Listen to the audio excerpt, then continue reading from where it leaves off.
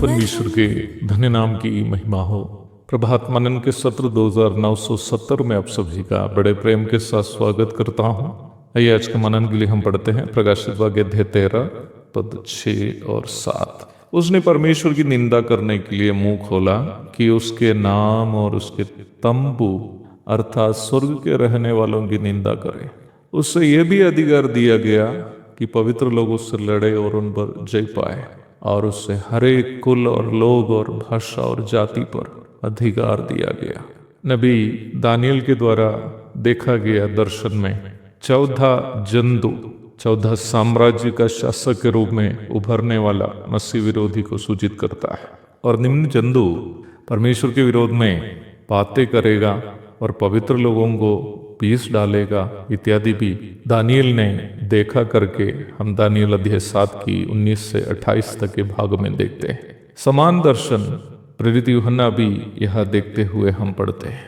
महाक्लेश काल शैतान की मनमर्जी करने के लिए उसको स्वतंत्रता मिलने वाला एक समय है, भले ही निम्न स्वतंत्रता परमेश्वर की अनुमति से ही क्यों ना हो, और वह अपना उस स्वतंत्रता का लाभ अपना प्रतिनिधि मसीह विरोधी के द्वारा महाक्लेश काल में जितना संभव है उतना उठाएगा भी।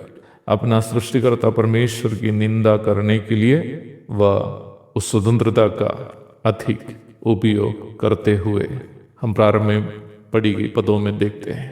यहाँ तक पवित्र लोगों से लड़कर जीतने का भी अधिकार उसको दिया गया था। दानियल अध्याय 7 पद 19 से 28 तक के भाग भी पढ़िएगा।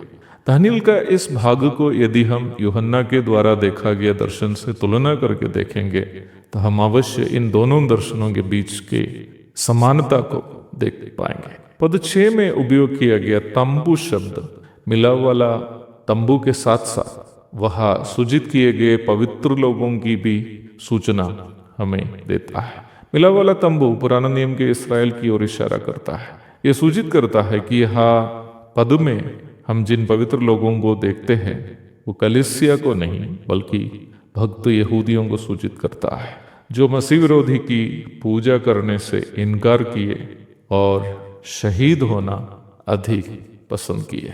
हम इस बात को पूर्व में चर्चा की हुई है कि महाक्लेश काल न्याय व्यवस्था के युग का जारी है। प्रभु यीशु मसीह इस्राएल के लिए वादा किया गया मसीह था जिसे इस्राएल राष्ट्र ने इनकार किया था। यूहन्ना 1:11। इस्राएल जब अपना मसीह का इनकार किया और उन्हें क्रूस पर चढ़ाया, उस मसीह की मृत्यु और पुनरुत्थान पर विश्वास करने वाला कोई भी व्यक्ति को परमेश्वर की संतान होने का अधिकार प्राप्त हुआ। यूहन्ना 1:12। इस्राएल मसीह का इनकार करने के कारण परमेश्वर ने उनके लिए वादा किया गया धर्मराष्ट्र की योजना को स्थगित करके अथवा पोस्टपोन करके निम्न अंतराल में अथवा इंटरवल में कलीसिया की स्थापना की। लूका अध्याय 20 पद 9 से 16 तक, अध्याय 13 की 6 से 9 और पद 35, और साथ ही साथ मत्ती 16 की 18 भी पढ़िएगा। अब जिस युग में हम जीवित है ये कलीसिया युग है। प्रभु यीशु मध्याकाश में उतर आते समय कलीसिया जब धरती से उठा ली जाएगी, कलीसिया युग समाप्त हो जाएगा। पहला थिस्सलुनीकी अध्याय 4 पद 16 और 17।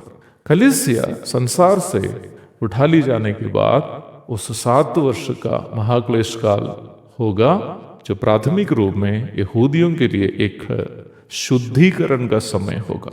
जकरिया अध्याय 12 की 9 से 14, अध्याय 13 की 8 और 9 पढ़िएगा। प्रारंभ में पढ़ी गई पद में हम देखते हैं कि प्रभु मसीह विरोधी को ये अधिकार देता है कि वह पवित्र लोग अथवा भक्त यहूदियों से लड़े और उन पर जीते, और हर एक कुल और लोग और भाषा और जाति पर अधिकार दिया जाएगा। क्यों? जवाब हम जकरिया 12 की 9 से 14 तक के भाग में देखते हैं, जहां हम इस्राएल पश्चाताप करते हुए मसीह की ओर लौट आने की भविष्यवाणी को देखते हैं। हाँ प्यारो, परमेश्वर हाँ क्लेश काल में भक्त यहूदियों पर भी हमला करने और उन पर जीत पाने के लिए मसीह विरोधी को अधिकार देगा, क्योंकि उन्हें शुद्ध करके अपने पास लौटाने की उनकी योजना का ये भाग है। एक और शुभ दिन की धन्य कामनाओं के साथ आज का मनन मैं यहाँ समाप्त करता हूँ। प्रभु आप सबको आशीष दे। आमीन।